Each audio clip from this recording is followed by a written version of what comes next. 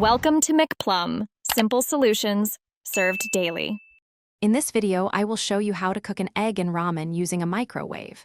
First, let's gather our essential ingredients and tools. You'll need 1 packet of your favorite instant ramen, a single fresh egg, and a sturdy microwave-safe bowl. Make sure your bowl is generously sized to avoid any messy overflows. Also, have a fork or chopsticks handy for when your delicious meal is ready to enjoy. Now, let's get the ramen base ready. Carefully place your dry ramen noodles into the microwave-safe bowl. Don't forget to add the seasoning packet for that essential flavor. Next, pour about 2 cups of water over the noodles, ensuring they are fully submerged. Then, microwave the bowl on high power for approximately 2 to 3 minutes.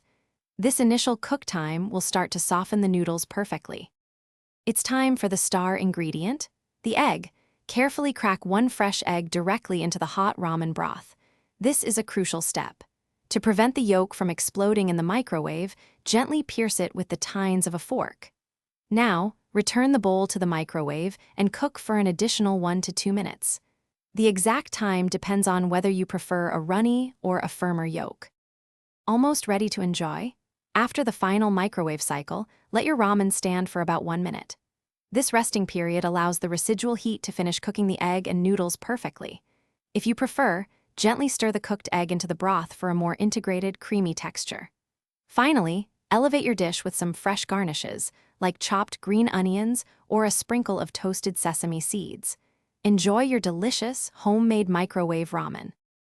Thanks for watching. Stay juicy and subscribe.